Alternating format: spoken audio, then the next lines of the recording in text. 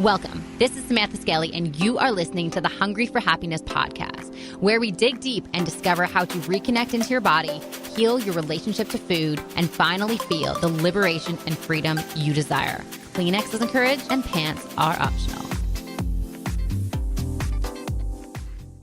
What's up, Phoenixes, and welcome back to the Hungry for Happiness podcast. This is your host, Samantha Skelly, and you are listening to episode 009 with Dallas Michael Cyr.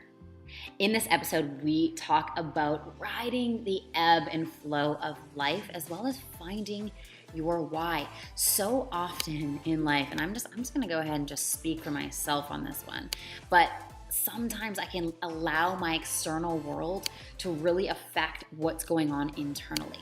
And what Dallas does in this episode is we really talk about how to keep a stable, concrete, powerful inner while the chaos of life is riding through. So I'm so excited for you to check this out. He is a powerful and unique inspirational speaker. He also does a lot of spoken word, which I've experienced, and it's incredible. He's a mentor, master life guide, and founder of Ignite Purpose. I am so excited for you all to check out this episode and looking forward to hearing your feedback.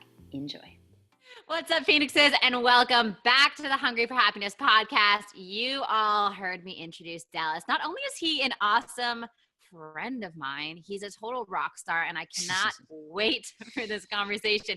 You know, it's super interesting. You guys talk to me about all the time about how you get so frustrated with purpose and finding your purpose and that whole confusing, foggy world, and Dallas is the clarity king for this wheelhouse, and I'm super excited to have you on. Dallas, thank you so much for being here. My pleasure. Who am I, and why am I here?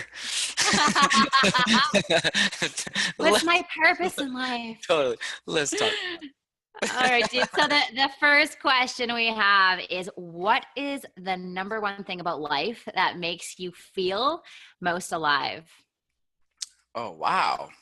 Just dive right in there.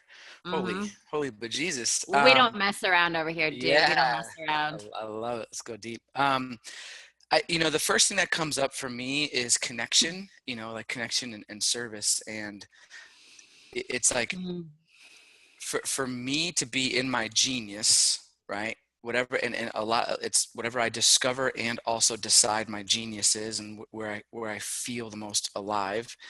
And then that always, in my experience, has had some service and connection to it, right? So it's always been like speaking and coaching. I was a financial planner for 7 years. So it's always being of service in some way. And so when I feel like I'm in my genius wheelhouse and I'm being of service to another, I'm connecting with another person, that's the time disappears, right? It's like the proverbial, when does time stop? And it's like that's it. Nothing else is like right now. There's no past, there's no future. I'm so super excited and present right now.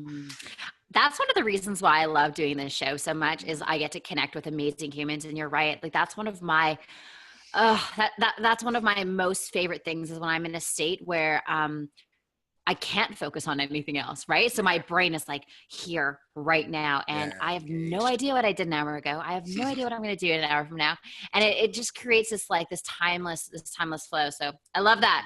Yeah. I love that. You were a financial planner for 7 years. I had no idea. Yeah. All right. All right. Well, I think this is like an amazing lead on to what I would love to dig into with this, is this whole concept of transitioning for a lot of, and it's interesting, like there's a few arenas of transition, of course, professional transition, but also personal transition, as far as leaving behind what is comfortable and painful into the unknown. And I know for a lot of people listening, they, more than anything in the world, they want to transform. They want to become the highest, best, and most authentic versions of themselves. They want to let go of this shell, and they want to let go of hiding, and they want to blossom into the people who they know ultimately they are, but they're terrified because there's no certainty. There's no certainty, right? So what did it take for you to make that transition, whether it's if you want to speak to personal or professional, just take it away. Sure. Well, I mean, there's so much there in what you just said. The uncertainty part. I'm certain no matter what you're experiencing right now in your life, it's filled with uncertainty. It just feels so familiar and comfortable. You're not aware of all the uncertainty you're already surrounded by, because the only constant is change. Period. The end. You can fear it all day long. There is no getting away from it. So it's like you get to make friends with the beast, or you get to be eaten by it. It's up to you. Right. And so with life transitions, especially this one I was just mentioning, like, I've had some major ones where I was a 19-year-old. I didn't want to go to college. I literally got fired from a retail job because they thought I was stealing, and I was. And and so I ended up being in like this 11 by 11 room in this 2-bedroom apartment. I lived with my mom and my stepdad, and I was in there for 13 months. And everything around my life had become so challenging and difficult that if it hadn't been for me going on the porch to smoke cigarettes, I wouldn't have left my house. Right. That's how like severe it was. And then one day I just like, enough is enough. And I just broke out of that. And I looked at some of the things that happened. I mean, this was 20 years ago. It was 2 decades ago. And at the time, I looked around my walls and I had all these beautiful pictures of women on the walls, all these gorgeous models that I had pulled out of my mom's magazines, like Vogue and everything. And so, I was never into like, like the Playboy or the fake models. Like at the time, it wasn't just about how pretty these girls were. It was like their style really attracted me as well, So long story short, I wake up in the middle of all of this stuff that's going on in my life. My girlfriend cheated on me, and I'm not friends with my friends anymore because they're still hanging out with, somebody that I didn't want to hang out with. And I'm just alone in this room for hours. And I look around the walls and I'm like, holy crap, something just let me know at a 19-year-old that I'm really superficial. And that's probably a big reason why I'm in this space. And so I tore down everything off the walls, like in a rage. And then I went out to the store and I got cardboard and I started putting pictures on the cardboard. And I took pictures of like these people snorkeling in Hawaii and this beautiful truck going up a gorgeous mountain, and the Beastie Boys, who were like, heroes of mine at the time. And I was a B-boy, so kids breakdance. I started putting all these photos and all these words and $250,000 and I'm on top of the world and pictures of my family, right? Maybe you can see what was going on. What was I creating?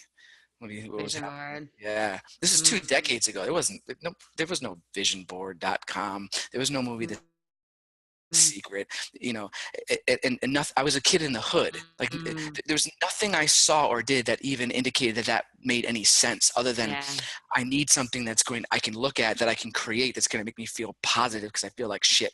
So I intuitively 2 decades ago created a vision board, and my life started turning around. But I bring that up because there's certain principles that I learned through these massive life transitions that I now know to be just universal and foundational. Yeah. And they're applicable whether you're going through a divorce transition, whether you're going through a career transition, whether the transition feels to be external and being imposed on you, or whether you're choosing it. Now, like myself, when I was a financial advisor, it was the transition was part being imposed on me. And it was part a decision, because partly I woke up, I had actually hired a life coach by accident, which is a funny story. So this woman who I just got a business card from, it's 14 years ago on the East Coast. I didn't know what a life coach was. Nobody did at the time anyway. But I just knew I had to talk to this person. They had this cool Henry David Thoreau quote on the back of the card, but it was a cheap card. It looked like it was perforated from like a home printer. And it wasn't. But I was like, I just got to call it. I don't know why. So I called it, and this woman she changed my life. She changed my whole view of things. And so the part that was me transitioning on purpose was her assisting me and recognizing my ladder was against the wrong wall, and that there was aspects of what I enjoyed doing in working with clients and being, independent, being a solopreneur, entrepreneur. I had an office, and I had an assistant, a part-time assistant, but that was it, right? Essentially, it was me. So being this entrepreneur and or solopreneur, working with clients, like there's aspects that I really enjoyed, aspects that were killing me, straight up killing me. And she helped me come to terms with that. And so the part that was imposed was like, oh, I get to do something different. The part that was not imposed, or didn't feel like it was, like the part that felt like it was happening to me, was after having like the best year of my career, I'm standing on the balcony of this beautiful 5-star resort, and all company paid for. And it was like, you know, the award weekend for everybody. And I'm just like, I did it. It took me years to hit that mark, and I did it. And the very next thought was, now what? I gotta go make that run all over again. The whole year was so hard. It was just push, all for what? To be here on this balcony for a trip I could afford anyway. Yeah. You know what I mean? To hang out with the good old boys, and really it started just becoming clear. In that final, I paused from my achievement, get mentality for like a minute, just long enough, because at the time I wasn't, you know, meditating all the time and all that stuff. Paused just long enough for the voice to come through that was like, the girl in the bathroom, she's not the one. You and your friends are doing this, even though they're amazing people, they're wonderful, but just going in different directions. You hate what the frig you're doing. It's like, is this wake up call? And then I got massively depressed, and I literally spiraled into bankruptcy until I was back home in my parents' dusty, moldy basement. So interesting how guidance and intuition works. I feel like it starts as this, it always has our back. So let's just like make that clear. Oh, yeah. But it starts as this like very, very, you know, almost like flutter in our stomachs, right? It's like this like tiny little flutter, like, ooh, I don't know if you should be here. I don't know if this is the right thing for you. And then it kind of starts as like a little bit of a knock. And then when we don't answer that knock, we don't listen to that knock, then it just fucking punches us right in the face. And so what do you feel was like your punch in the face moment? Was it the moment on that balcony where you're like, I need to make a change? That was the first punch in the face, but the straight kick in the balls was like, you know, it was like years later. It was years later, after I had completely spiraled down. I wasn't with my girlfriend anymore. Me and my friends weren't hanging out because it just didn't, you know, I actually ended up even getting kind of quasi kicked out of the apartment that I was in with my best friend for 4 years. And going back home it was a home that I actually assisted my mom purchasing 5 years prior. And now I'm coming back empty pocketed and living in the basement. And I had furnished the whole bottom floor, had my own entrance and exit, and coming from a 2-bedroom apartment, literally in the fucking ghetto, to that was like, it was moving on up. We were the Jeffersons. And I pimped out the bottom floor. In fact, you know, my bottom floor was decorated nicer than the rest of the house was. And I felt really good about that. And I was like, I'm going to be here for 2 years, and then I'm going to go. Baby bird's got to leave the nest. And I left the nest. And then 5 years later to come back, like, I mean, literally, not figurative, literally bankrupt, and to be emotionally distraught because my whole business is spiraled down because I just couldn't do it anymore. Once I woke up to the fact that I'm not doing what I know I get to do, I'm not really sharing my gifts. I don't love what I'm doing. I just don't want to do it anymore. I'm one of those people where it's like, if I'm not fucking lit up, then what's the point? And I wouldn't have been able to say that and articulate that at the time. I just knew I can't do that. I'm not yet sure what the thing is. So I lived on my savings. I lived on renewals, which wasn't much. And I lived on credit cards. And that's it. That's it. And so the final kick in the balls was like me just being home after like a year. And my mom was like, what the hell are you doing? And I knew that I was taking steps to learn what I got to learn and cultivate myself in a way where I could just keep following my intuition and just doing my best and just doing what I knew to do in that time. And I refuse to just go get a job. I'm just not built that way. That felt like that felt more of, ironically, that felt more of like a failure. And I don't actually believe in failure, but that felt more like a failure than if I just continue to scrape change together to get a cup of coffee and go to Starbucks, and then come home and listen to Tony Robbins and meditate and read books and go for runs and get on my laptop and try to figure out internet marketing. That felt more like a win, even though I was broke and wasn't leaving the house, than the idea of I'll just go get a job in the meantime, because I knew what that would lead to. Yeah, I knew that would lead to 2 years of just being angry and frustrated and complacency. I needed to be in that crucible.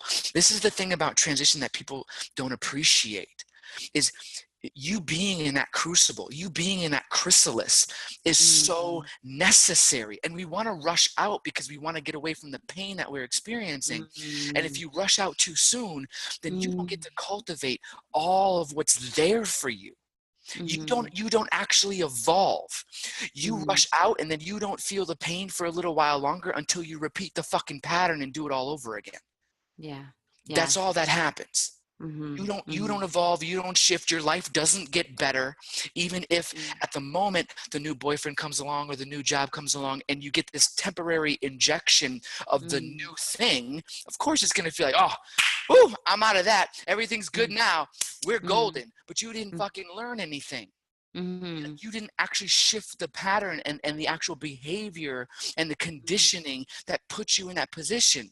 And so the major thing about, like, when I'm working with clients, having them really recognize all of the beauty, the power, the empowerment that's available for them in truly getting clear as to how they're showing up in the world,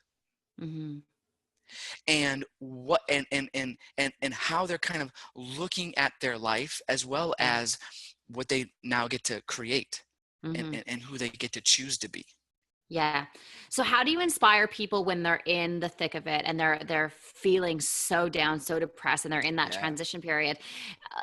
People turning around and saying, "This is a blessing. I love this. This is great. Like, is next to none." So how can we communicate that to people to just like really learn to appreciate that darkness, because it is dark and it's heavy and people want to give up and throw in the towel. So what is your advice for people who are really in the thick of it and they don't see the light? Yeah. Well, that's a gorgeous question. I mean, for the phoenixes that are still in the ashes, it's like we both we're frozen? here. Oh, there Yeah. you go. Okay. So start that one more time. No, it's good. Your mini blip, no big deal. So for the people who are the phoenixes that are still in the ashes, you know, in my work, to me, there's no one fix, no one advice, in my personal opinion. And so I literally take people through a process, like a 6 to 7 step process. And the first thing is a complete and entire paradigm shift on how they see all circumstances, all external circumstances in their life. And that's a process in the process. It really is, because we get to put a magnifying glass on everything and say, okay, this is the experience. Now you get to look at what the meaning is that you're giving that experience. And the question is that meaning that you're giving it, one, serving you, and two, is the meaning defined by what you would choose today, or by who you think you are and who your parents told you you were and what school and society said was okay? Is it even your meaning? Right. Or is it someone else's definition of that experience? Because I can tell you right now, I have no fear of death. I have no problem with death. I am the New Orleans marching band down the street celebrating every millisecond that person or being was alive here, physical on the planet. I am not the going to a whole distraught, because that's not the meaning I give to death. That's beautiful. And that's the truth with everything, as serious as debt and as potentially mundane as you sitting on the couch watching TV. The meaning you give to everything That's is beautiful. really what's creating the actual experience. So that's the first step. After that, we go into deeper awareness with your language, your emotions, your patterns and habits. After that, we go into analysis and really dig further into like, what was all the conditioning and belief and where did it come from? And once you understand that and you can see, oh my God, half of this isn't even me, it becomes so much easier to just let it go. That's it. You're holding on to it. Let it go. That's it. It can be that easy. It really can. It's you not knowing that or believing that is what makes it more difficult, that you have to hold on because potentially you're trying to control. Feeling out of control is very scary. The last thing in it that kind of speaks, not the last thing, but one of the next things that speaks directly to your question is when we get to the acceptance module, when we get to the layer of absolute acceptance, and that's forgiveness of the self, right? Letting go of regret and guilt and shame. Shame is the lowest vibrational emotion on our planet. It's literally at the bottom. Gratitude is the highest, even above love. And so Heart Math Institute, as well as other scientists, have actually mapped out the frequency of these emotions. You can find this online. And so the lowest frequency emotion is shame. And when we have shame around our bodies, right, hungry for happiness, when we've got shame around our bodies or shame around anything, there's literally this like black hole vacuum suck that's happening to your life. And it's like, how do you move forward powerfully in that until you're able to really forgive yourself and love yourself where you're at and just totally accept where you're at? So it's like, for me, it's like, I don't care if you're a heroin, meth smoking prostitute on the street. I could care less. I'm gonna love you exactly the same. You're no different than the president in the White House, in my personal opinion. You're the same divine spirit that is that is the source of God, like the rest of us. Period. That is not what defines you. And so I say that because when we can accept that most of us are in this place of either things are worse than they are, and we're over magnifying a particular situation or circumstance. And that doesn't do us any service, because then we're complete victim to it. We think it's bigger than us, and we feel overwhelmed and frozen. Or everything's unicorns and fucking unicorn farts and sparkles and cherries and everything's perfect when it's not. And even though life is a dream and an illusion, yes, but there is a reality. This is a phone. It's physical. There is a freaking reality. And so until you're able to connect with your reality, that it's probably not as great as you think it is. If you just admit and own it, then you can actually do something about it. And it's not as bad as you think it is. So that means you're completely empowered and you can change it. If we can meet you somewhere right about here, then you're empowered and you're present. And now you've fixed your GPS. So where you're saying you're at is actually accurate. And now we can really have a clear foundation for where you want to go. Until then, you're full of shit. So this acceptance piece comes up a lot, and the objection we get a lot is like, how can I accept myself if I'm not happy with where I'm at? Why not? And on the other side of that, how can people really, let's go here first. How can people really look and take real data and inventory of where they're at? Like what's kind of like your process for them doing that? Yeah. The breath is the number one thing that comes up. Breath and meditation. You know, we're so on autopilot, and one of the exercises I give, and I'll share with you, is take a breath.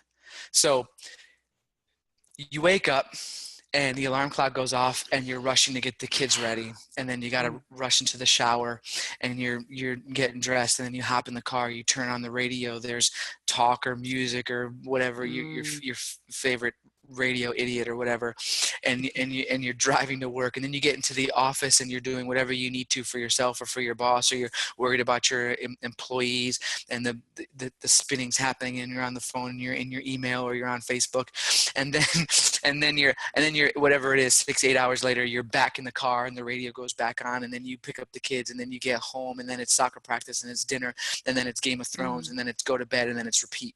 Yeah. Yeah. So it's like, if I can get you to get into your car, and before you start the car, not figuratively, I'm so literal in these things, because I can talk about metaphysics and spirituality and quantum mechanics all day long with you, all day long. I go into deep dives with people who are way smarter than the two of us combined, and fucking read all the books and watched the movies, and I'm in it.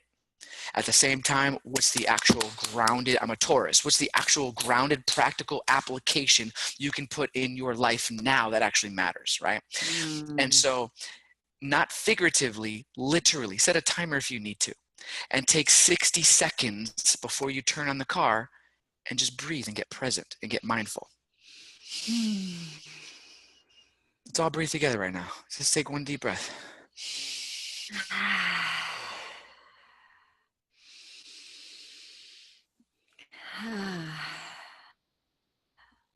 Immediately, your nervous system comes online.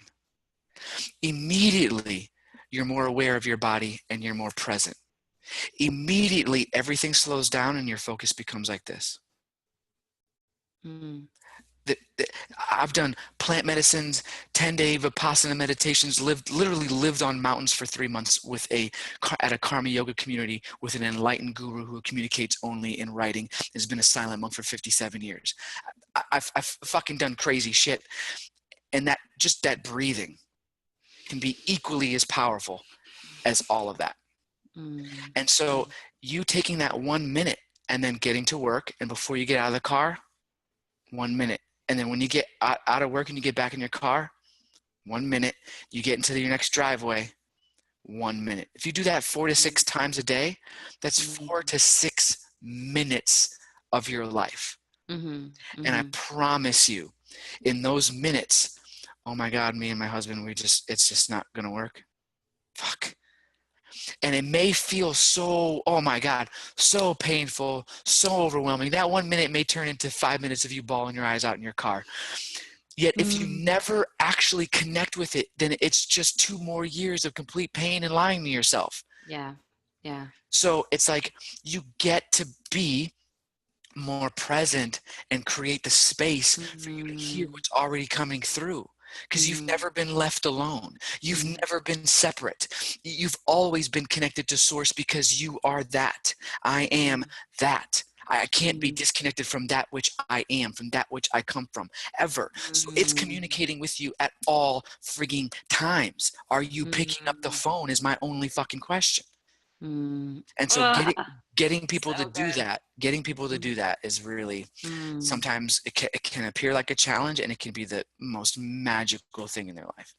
And even if they're already meditating, there's exercise where I'll take people, okay, great, you're meditating and it's 30 minutes a day and you're borderline floating, you're enlightened, great. So what is missing? Let's take a similar approach to some other area. What's practical right now? What would be the third, like the second stage where you're in your wheelhouse, and then what's the third ideal?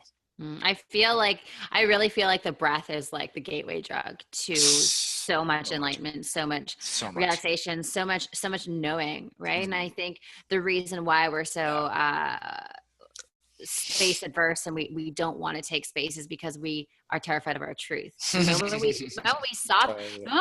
moment we stop for that hot minute in the car before we turn it on and breathe is the moment that we connect with our truth, if we allow it.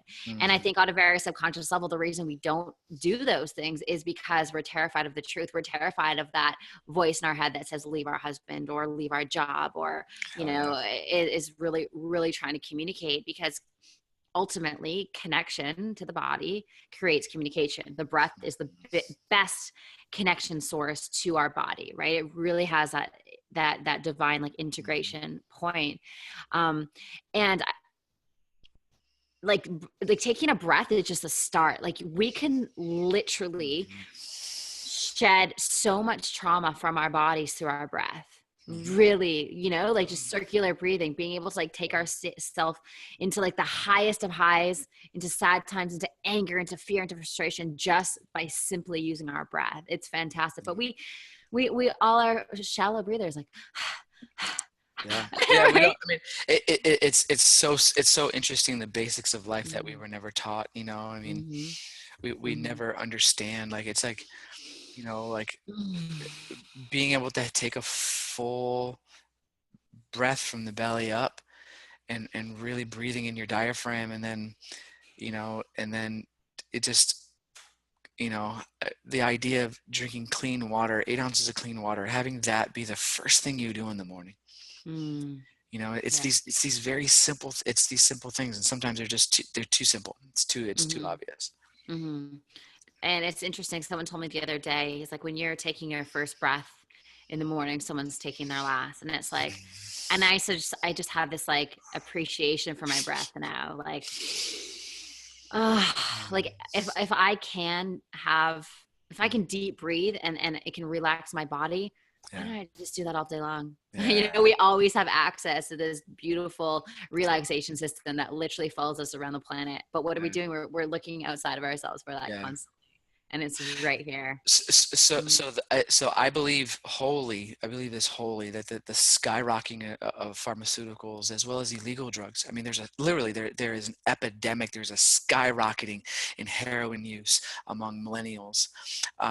There is an epidemic in skyrocketing of abuse of pharmaceuticals in order for us to sleep, or in order to activate us so that we're stimulated enough just to make it through the day. And to shift those very extreme things, beginning with the breath, honestly, and being willing to hear the things that we're trying to avoid and suppress. Right? It's like somewhere along the way we were told, you know, that certain feelings are yucky and bad. And it's like, no, the whole rainbow is yours to experience. Literally, God, Spirit, the universe, source is here to experience novelty through you. To have this range of emotion is one of the most gorgeous and amazing and powerful gifts. I believe there's literally beings in multi-dimensions that are envious of us as humans for all that we get to experience. And we either shun it, shy away from it, and it goes back to all of the story and the meaning that we've given to it, most of which was never our meaning. One day we bumped our knee and we came running to mom, and we just felt a little bit of pain. We scraped our knee and we come running to mom, and mom's like, "Oh, what's wrong? What's wrong? Why are you crying?" And now me bumping my knee and crying means something's wrong. Versus, "Oh, sweetie, what are you experiencing?" Totally different.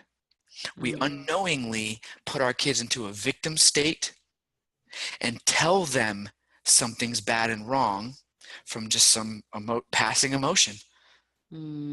Right? Immediately we start to let them know this emotion's bad, this emotion's good. And we do that in so many millions of little ways throughout our and their, you know, growth and experience. And the truth is, it's like it's a passing emotion. It's energy in the body, energy in motion. It's or not in motion, right? So it's either trapped in you. You know, I'm always talking to people about anxiety. It's on a skyrocket, right?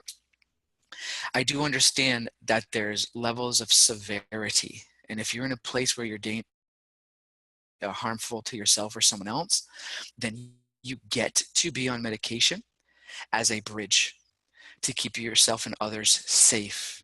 And that should be okay, and that shouldn't be demonized. That shouldn't be demonized. At the same time, you also get to know the deeper truth that everything we think now is impossible or incurable is a lie. Period. If you came into the world with one less limb, you might not be able to grow your arm back, but But most of the things that are appearing as epidemics, as these severe, they're literally just chemical imbalances in the body and the brain, which could be fixed, or can be shifted, can be corrected, can be managed. I believe that wholeheartedly, and there's no one that can change that for me, because I've seen too many examples. I mean, hundreds and literally there's thousands. I've seen hundreds. There's thousands of examples of just, instantly massive tumors just gone.